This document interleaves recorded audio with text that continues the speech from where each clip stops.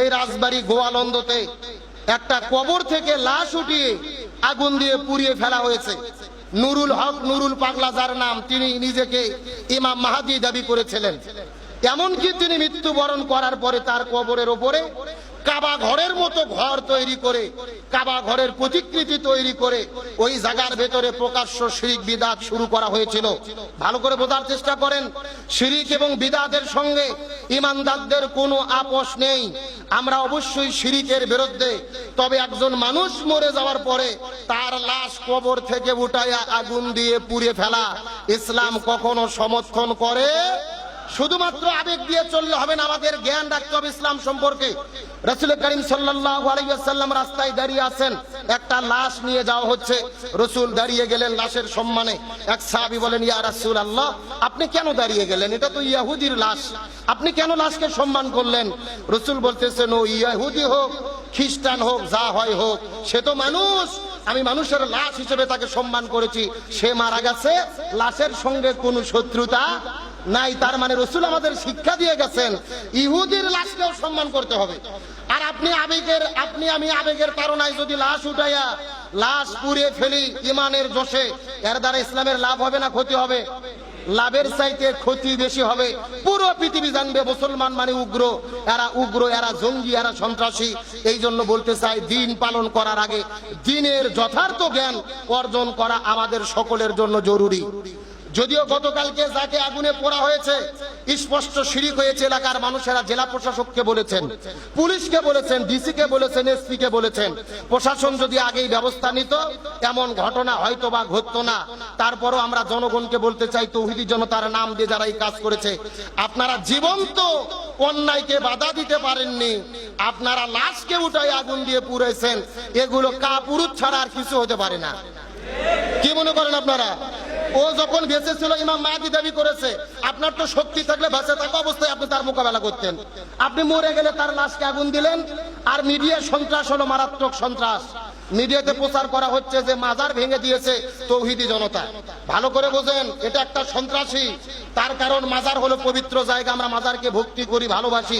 এই বাংলাদেশে যত হক্কানি পীরের মাজার আছে, বাংলাদেশের এমনও আবেগ মানুষ আছে যারা মাজারে গিয়ে সিজদা করে, এমন লোক আছে না নাই? যদিও এটা শিরিক, তারপরে মাজারকে ভক্তি করে। কিন্তু সব জায়গাকে মাজার বলবেন না। যেখানে গাঞ্জার আড্ডা হয়, একটা লাল কাপড় পেঁচিয়ে গাঞ্জার আসর বসানো হয়, এটা মাজার নয়, এটা হলো ভণ্ডদের আস্থানা। এগুলো ভেঙে দেওয়া আর প্রতিবাদ করা হলো ইমানের দাবি। হকপন্থী মাজারকে আমরা সম্মান করব, তবে শিরিকের আখড়াকে আমরা সমর্থন করতে পারি না। কিন্তু মিডিয়া প্রচার করলো মাজার ভাঙা হচ্ছে না। মিডিয়াদের বলতেছে আমরা মাজার ভাঙি নাই, মাজারকে সম্মান করি। আপনাদের প্রচার করা দরকার ছিল যে ভণ্ড নুরুল পাগলার ওই ভণ্ড আস্থানা ভেঙে দেওয়া হয়েছে। সেটা না বলে এরা বলছে মাজার ভেঙে দেওয়া হয়েছে। আসুন, আমি এই বিষয়টির দিকে আর যেতে চাই না। আপনাদের যে বিষয় বলতে চাই, আমরা যদি ইসলামী ছাত্র শিবির করতে চাই, যতটা না আমাদের কার্যবলী প্রয়োজন তার চাইতে বেশি প্রয়োজন ইসলামী সংগঠন ছাত্র শিবিরের যতগুলো বই রয়েছে সিলেবাসের, প্রত্যেকটা বই অধ্যয়ন করে শিবির কি করতে চাই, কেন করতে চাই, আপনাকে কোথায় নিয়ে যেতে চাই, এই বিষয়টি আগে পরিষ্কার হয়ে আমাদের ঈমান এবং আকীদা পরিষ্কার হওয়া জরুরি। আমার দিকে লক্ষ্য করেন, তাহলে আমরা বুঝতে পারলাম এই সূরাটি রাসূল করিম সাল্লাল্লাহু আলাইহি ওয়াসাল্লামের মদিনার জীবনে আল্লাহ তাআলা নাজিল করেছেন। এখন এই সূরাটি আস-সফ যে নামকরণ করা হয়েছে, সব শব্দের অর্থ হলেন কাতার, সারিবদ্ধ, লাইন, একতাবদ্ধ, তার মানে সবাই মিলে ঐক্যবদ্ধ। এই সূরাটিতে রুকু রয়েছে 2টি, আয়াতে কারিমা রয়েছে 14টি। এই সূরাটি নাজিলের প্রেক্ষাপট বা শানে নুজুল, রাসূল করিম সাল্লাল্লাহু আলাইহি ওয়াসাল্লাম উহুদের যুদ্ধের দিনে সাহাবীদেরকে দায়িত্ব বন্টন করে দিলেন। কিছু সাহাবীদেরকে এই দিকে দায়িত্ব দিলেন, কিছু সাহাবীদের পাহাড়ের ওই পাশে দায়িত্ব দিলেন। কিন্তু কিছু সাহাবীরা গিরিপথে যারা দায়িত্ব পালন অবস্থায় ছিলেন, এরা বিজয় নিশ্চিত মনে করে ওই জায়গাটা ছেড়ে দিয়ে রাসূলের আদেশ অমান্য করে জায়গা ত্যাগ করার ফলে মুসলমানদের সাময়িক বিপর্যয় হয়, অর্থাৎ উহুদ যুদ্ধে মুসলমানদের পরাজয় হয়। শানে নুজুলটা ভালো করে বোঝার চেষ্টা করেন, তাহলে বোঝা গেল উহুদ যুদ্ধে মুসলমানদের পরাজয় হয়েছিল কার আদেশ অমান্য করার কারণে? হ্যাঁ, ভালো করে বোঝার চেষ্টা করবেন। রাসূলের আদেশ অমান্য করার কারণে যুদ্ধে পরাজয় হয়েছিল। তার মানে বোঝা গেল নেতা যখন দায়িত্ব দেয়, আপনাদের দায়িত্বশীল যেখানে আপনাকে দায়িত্ব দেয়, ওই দায়িত্ব যথার্থভাবে যদি পালন করা না হয় তাহলে বিপর্যয়ের সম্ভাবনা আছে না নাই? এই জন্য আল্লাহর কোরআন বলেন, আতিউল্লাহ ওয়া আতিউর রাসূল ওয়া উলিল আমরি মিনকুম, তোমরা আল্লাহর আনুগত্য করো, রাসূলের আনুগত্য করো, তোমাদের অধীনস্থ নেতাদের আনুগত্য করো। আল্লাহর আনুগত্য করা, হুকুম মানা যেমন ফরজ, যেই রকম রাসূলের হুকুম মানা ফরজ, একই রকম ভাবে আপনার দায়িত্বশীল যদি আপনাকে হুকুম দেয়, ওই কাজ যদি কোরআন সুন্নাহ বিরোধী না হয়, সেই হুকুমও পালন করা কি একই রকম ভাবে ফরজ। তবে আল্লাহর হুকুম মানতে হবে, প্রশ্ন করা যাবে না। রাসূলের হুকুম মানতে হবে, প্রশ্ন করা যাবে না। আর নেতা যদি হুকুম করে, প্রশ্ন করে দেখতে হবে ওটাকে কোরআন সমর্থন করে কিনা, হাদিস সমর্থন করে কিনা। যদি কোরআন হাদিস বিরোধী আদেশ না হয়, ওই আদেশ আপনি আমি মানতে কি বাধ্য, মানতেই হবে। আর যদি সেই আদেশ আমরা যথার্থভাবে মেনে না চলি, তাহলে বিপর্যয় চলে আসতে পারে। আসুন লক্ষ্য করুন, উহুদ যুদ্ধে যখন মুসলমানদের পরাজয় হয়ে গেলেন, ঠিক সেই সময় তামাম পৃথিবীতে ইহুদি, বৌদ্ধ, খ্রিস্টান, তামাম পৃথিবীর যত শক্তি ছিল, সব শক্তি মিলে একতাবদ্ধ হলো এই জমিন থেকে ইসলামকে নিঃশেষ করে দেবেন। বর্তমানে তামাম পৃথিবীতে 195টা দেশ রয়েছেন, তার মধ্যে মোটামুটি 57টা মুসলমান সংখ্যাগরিষ্ঠ দেশ। এই দেশগুলোতে মুসলমানদের সংখ্যা বেশি। কিন্তু আমি আপনাদের মধ্যে যেই সময়ের কথা বলতেছি, সেই সময় ইসলাম তামাম পৃথিবীর 57টা দেশে ছিল না, 195টা দেশে ছিল না। সেই সময় শুধু ইসলাম ছিল মদিনায়, আর কোথাও ইসলাম ছিল না। মদিনায় ইসলামের বাতিগুলো টিপ টিপ করে জ্বলছিলেন। ওইদিকে মক্কায় ওরা উহুদের যুদ্ধে জয়লাভ করেছে। ইহুদি, খ্রিস্টান, বৌদ্ধ, কুরাইশ, নাসারা, তামাম পৃথিবীর সব শক্তি একতাবদ্ধ হয়েছেন ইসলামকে পৃথিবী থেকে নিশ্চিহ্ন করে দেবেন। এমন যখন তারা ষড়যন্ত্র করেছিলেন, ঠিক সেই সময় আল্লাহ তাআলা এই সূরা সফ নাজিল করে ঘোষণা করে বলে দিলেন, ইউরিদুনা লিইউতফিউ নূরাল্লাহি বিআফওয়াহিহিম ওয়াল্লাহু মুতিম্মু নূরিহি ওয়ালাউ কারিহাল কাফিরুন। তারা চায় তাদের মুখের ফুৎকার দিয়ে এই জমিন থেকে দ্বীন ইসলামকে নির্বাপিত করে দিতে, নিঃশেষ করে দিতে। কিন্তু আল্লাহ তাআলা বলেন না, তারা যতই ষড়যন্ত্র করুক না কেন, আমি এই জমিনের ভেতরে আমার দ্বীন ইসলামকেই প্রজ্বলিত করে রাখবো। বলেন সুবহানাল্লাহ।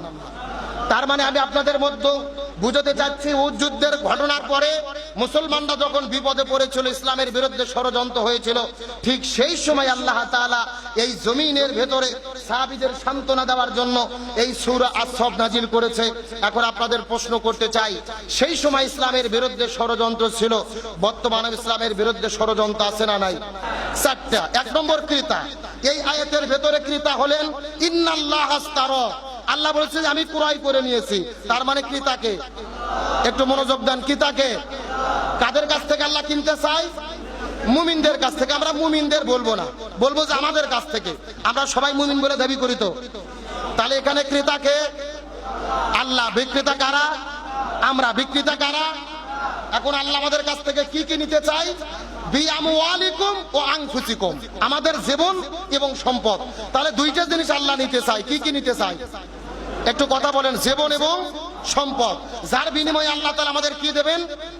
জান্নাত। তাহলে এখন আমার প্রশ্নের সবাই একটু সমস্যার উত্তর দেন। এই আয়াতের ব্যাখ্যা অনুযায়ী ক্রেতাকে, বিক্রেতা কারা? পণ্য কি? জান এবং মাল, অর্থাৎ জীবন এবং সম্পদ। তার বিনিময়ে আল্লাহ আমাদের মূল্য কি দেবে? জান্নাত। এখন আমি আপনাদের বলতে চাই, আমরা কি আল্লাহর কাছে আমাদের জীবন এবং সম্পদ ক্রয় করে দিয়েছি, বিক্রি করে দিয়েছি? রাজি আছেন তো? জীবন সম্পদ আল্লাহকে কারা কারা দেবেন? একটু হাত তোলেন তো দেখি। লিল্লাহি তাকবীর। হাত নামান, বোঝার জন্য বলতেছি। তাহলে আমরা ইতিমধ্যে কিন্তু আমাদের জীবন সম্পদ আল্লাহকে দিয়ে দিলাম। দিয়ে দিয়েছেন তো? তাহলে ক্রেতাকে, বিক্রেতা কারা? আমরা আল্লাহকে দিলাম কি? তাহলে জান্নাতের মালিক কে? না, আপনারা বোঝেন নাই। জীবন এবং সম্পদ আল্লাহর কাছে বিক্রি করে দিলাম, তাহলে এখন জীবন এবং সম্পদের মালিক কে? আর জান্নাতের মালিক? আবার বলে আল্লাহ। জান্নাতের মালিক আমরা। এখানে ক্রয় বিক্রয়ের দাবি হলো, আমরা যদি জীবন সম্পদ আল্লাহকে দিতে পারি, তাহলে জান্নাতের মালিক কারা? আমরা। এখন ভালো করে বোঝার চেষ্টা করেন, আল্লাহ তাআলা জীবন এবং সম্পদ আমাদেরকে দিলেন, অথচ জীবন সম্পদ কিন্তু আল্লাহর নিজেরই, আল্লাহই মালিক। অথচ আমাদের দেওয়ার পরে আবার আমাদের কাছ থেকে ক্রয় করে নিল জান্নাতের বিনিময়ে, নেওয়ার পরে আল্লাহকে আমাদের জীবন সম্পদ আমাদের কাছ থেকে নিয়ে গেছে, আবার আমাদের কাছে রেখে দিয়েছে আমানত স্বরূপ। একটা উদাহরণ দিলে বুঝতে পারবেন। আপনাদের গ্রাম এলাকায় মহল্লায় গরু কেনে এরকম দালাল নাই? দেখবেন যে সকালবেলা গরু কিনতে যায়, ৬০,০০০ টাকা দিয়ে একটা গরু ক্রয় করেছে, ১০,০০০ টাকা গরুর মালিককে দিছে।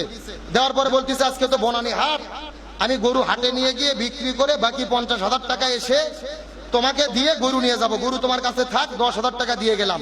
তাহলে গরু ক্রয় করেছে, আবার রেখে দিয়েছে গরুর মালিকের কাছে যে ২ দিন পরে বনানীর হাট হবে, তারপরে গরু নিয়ে যাবে। এই যে গরু দালাল ক্রয় করছে, ওই গরুর মালিক এখন কে? ওই গরুর দালাল ওই লোক বিক্রি করে দিছে। এখন বলেন তো ২ দিন পরে হাটের কথা, নিয়ে যাওয়ার কথা, ১ ঘন্টা পরে এই দালাল যদি আসে গরুওয়ালাকে বলে যে ২ দিন পরে আমি নিয়ে যাব না, আমি এখনই নিয়ে যেতে চাই, আমি আর একটা পার্টি পাইছি আজকে বিক্রি করব, এই গরুওয়ালা ওই দালালকে গরু দেবে কি দেবে না? দেবে না, মানে দিতে বাধ্য, কারণ বিক্রি করেছে। যেরকম ভাবে গরুওয়ালা ওই দালালকে গরু দিতে বাধ্য, আপনি আমি যদি এই আয়াতের শর্ত মেনে আল্লাহর কাছে জীবন এবং সম্পদ বিক্রি করে থাকি, এই জমিনে দ্বীন কায়েম করতে গিয়ে যখন আমার জীবন এবং সম্পদের প্রয়োজন হবে, আল্লাহ চাহিবা মাত্র আমাদের জীবন এবং সম্পদ আমরা দিতে বাধ্য থাকিব। এটা হলো ঈমানের দাবি। এখন জীবন এবং সম্পদ দিতে আমরা প্রস্তুত আছি তো ইনশাআল্লাহ? আমরা জীবন দিতে রাজি, সম্পদ দিতে রাজি, কিন্তু সমস্যা হলো আমরা সময় দিতে রাজি না। কথা কন না কেন? না, এরকম ভাইয়ের আমাদের নাই। ও জীবন দেবে, খুব মিছিল মিটিং খুব ভালো, কিন্তু দায়িত্বশীল ডাকছে আজকে একটু প্রোগ্রাম, উনি আসবে না, উনার খুব ব্যস্ততা। উনি জীবন দেবে, উনি সম্পদ দেবে, কিন্তু কি দেবে না? সময় দেবে না। আবার কিছু কিছু ভাইয়েরা আছেন কর্মী, এরা আবার দেখবেন খুবই, যারা একটু মেধাবী ভালো হয়, পড়াশোনা ভালো করেন, কিছু কিছুর ধারণা যে আমরা ছাত্র শিবির করব, তবে আমরা সাথী হব না, সদস্য হব না, মান উন্নয়ন করব না, মানে সারা জীবন আমি কর্মী হয়েই থাকতে চাই, এরকম ধারণার লোক নাই। তার কারণ এদেরকে শয়তান ধোঁকা দেয়। ছাত্র শিবিরের সাথী হলে, সদস্য হলে, মান উন্নয়ন করলে আপনার ক্যারিয়ার নষ্ট হবে, এটা হলো শয়তানের সবচাইতে বড় ধোঁকা। কারণ ইসলামী ছাত্র শিবির আপনার ক্যারিয়ার নষ্ট করতে চায় না। ইসলামী ছাত্র শিবির আপনাকে এই বাংলাদেশের নেতৃত্ব দেওয়ার যোগ্যতা সম্পূর্ণ করে গড়ে তুলতে চাই। ইসলামী ছাত্র শিবির আপনাকে ডাক্তার বানাতে চাই, ইঞ্জিনিয়ার বানাতে চাই, সচিব বানাতে চাই। এই বাংলাদেশ পরিচালনার জন্য আমাদের যতগুলো মানুষের প্রয়োজন, এই মানুষগুলো তৈরি করার দায়িত্ব নিয়েছে বাংলাদেশ ইসলামী ছাত্র শিবির। ভালো করে বোঝার চেষ্টা করবেন। আজকেই যদি জামাত ইসলাম ক্ষমতায় যায়, আমার তো বিশ্বাস 1 মাসও ক্ষমতায় থাকতে পারবে না, কঠিন হয়ে যাবে। এখন প্রশ্ন করবেন, হুজুর এটা কেমন কথা বললেন, 1 মাসও ক্ষমতায় থাকতে পারবো না? হ্যাঁ, আমরা ক্ষমতায় গিয়ে 1 মাসও থাকতে পারবো না যদি প্রশাসন, সচিবালয়, রাষ্ট্র পরিচালনার জন্য যেই লোক দরকার এই লোক আমরা তৈরি করতে না পারি। আপনি যদি বলেন হুজুর প্রমাণ, আমরা দেখেছি মিশরে মুসলিম ব্রাদারহুড ক্ষমতায় গিয়েছিলেন, ডক্টর মোহাম্মদ মুরসি গণতান্ত্রিক পন্থায় 60% সমর্থন নিয়ে ক্ষমতায় গিয়েছে, তাকে কি ক্ষমতায় থাকতে দিয়েছে? আবার ইমরান সাহেব খেলোয়াড় পাকিস্তানে ক্ষমতায় গিয়েছিল, তাকেও বের করে জেলখানায় রাখা হয়েছে।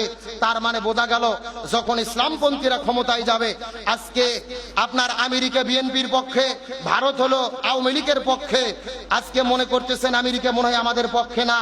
আজকে যদি জামাত ইসলাম, ইসলামপন্থীরা বাংলাদেশে ক্ষমতায় যাওয়ার মতো সম্ভাবনা তৈরি হয়, ওই ভারত আমাদের বিরুদ্ধে দাঁড়াবে, আমেরিকাও আমাদের বিরুদ্ধে দাঁড়াবে, পুরো পৃথিবী আমাদের বিরুদ্ধে দাঁড়াবে।